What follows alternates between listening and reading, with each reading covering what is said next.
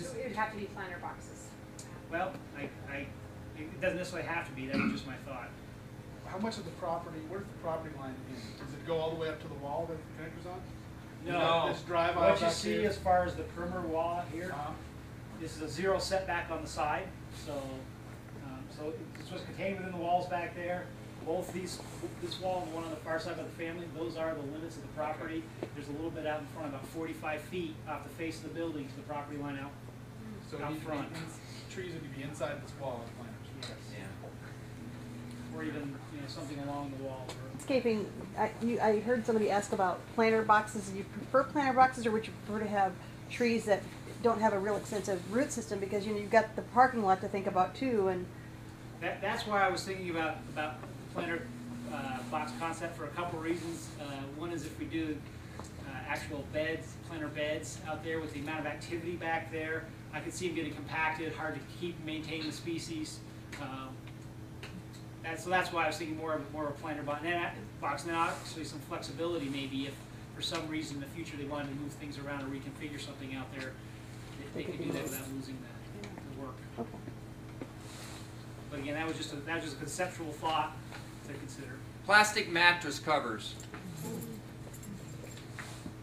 We have 15 different schools involved in the equivalent program for juniors in high school.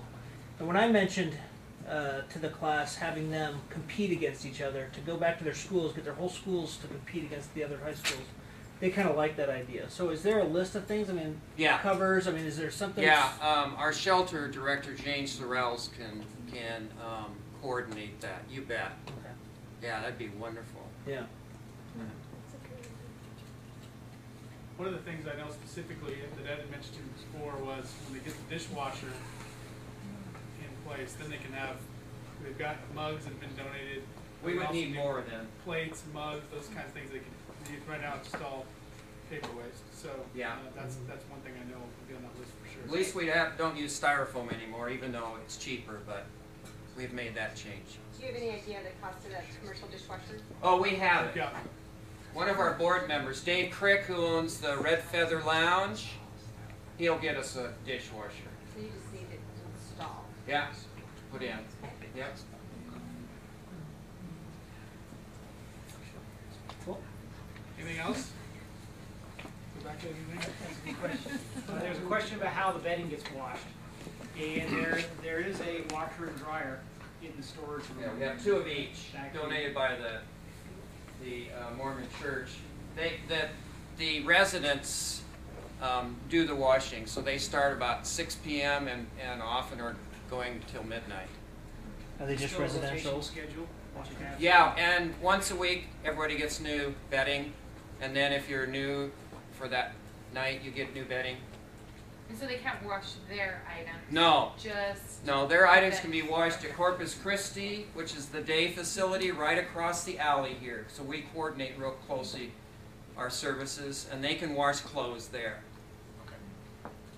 And they don't. And then the other thing that they don't have in this building currently are showers, which are Yeah. long term. Where do they go then? Corpus Christi, the Y, yeah, or never. Yeah, showering is a problem.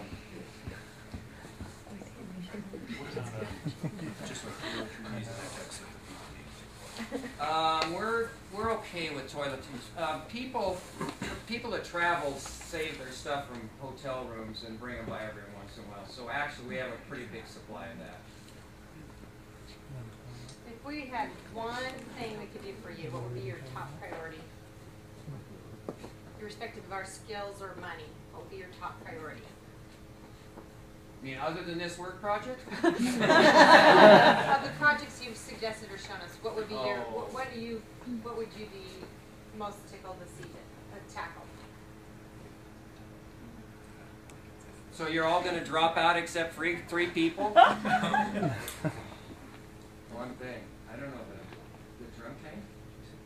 That'd be a pretty good one to accomplish because you look in that room. I mean, everything needs some help here. Let's face it. But you look in that room and you don't even want to step in there. I mean, I don't. Well, when you consider the amount of people, though, that we will probably have for that day, there are some smaller projects that can be most likely accomplish besides that. So, And we didn't talk very long about the entryway. We decided against the idea of putting any kind of flooring in there.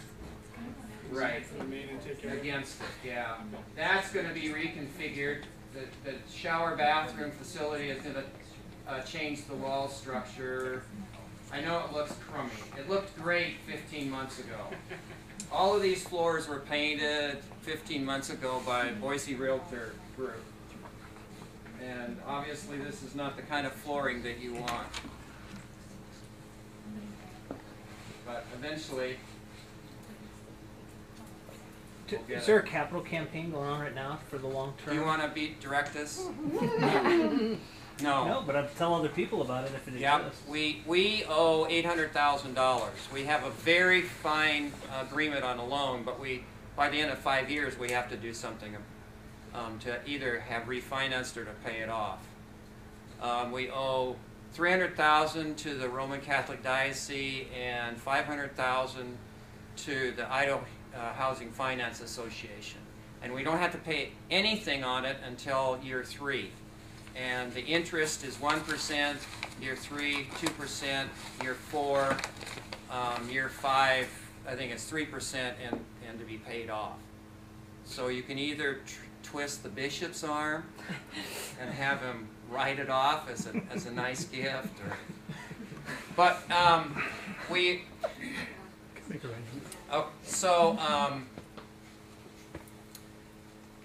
the folks that primarily make up the board at this point have been working with this issue for about 4 years. The first 2 years we were a temporary shelter in churches and then a warehouse kind of facility.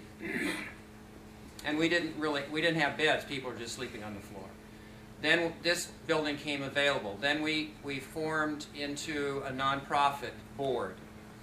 And most of us are social workers, or I'm a pastor, people with big hearts and little business brains.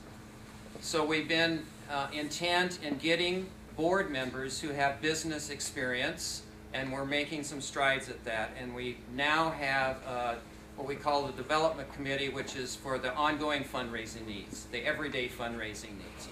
We need guidance. We need somebody to help us with a capital campaign, which would also include some building improvements and an endowment. And the board knows that it needs to be a part of that capital campaign, and the board also knows that that a number of the folks that got us to this point aren't necessarily the folks that need to carry us to the next step, and they're willing to step aside. So we're both looking for new board members and definitely for somebody to head us up for this capital campaign.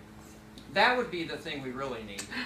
And I gotta pipe in my 2 cents on that, and Ed doesn't want to hear this, but the financial need that he's expressed as part of the capital campaign, you're gonna have to at least double that to get this building where it needs to be, and that for the 3-year upgrade agreement that's been with the city in order to be able to be here and operate this building. Yeah. That's going to be coming very quickly and be upon us before we know it. And I really hate to be in a position where the city has to step in and say, "Sorry, you can't be here." It's going to be a big thing. So when you talk about capital campaign, it's the improvements as well. Right now we're If making. you guys could raise $1.8 million in the next few months, that would help you guys out. Yeah, Thanks. we upgraded the sprinkler system by a small donation from the city of Boise that put half of it in. The other half was done by a sprinkler company, complete donation. But then it was just a dry system, and we've had to hook it up to the water main, and we got a small HUD grant to do that.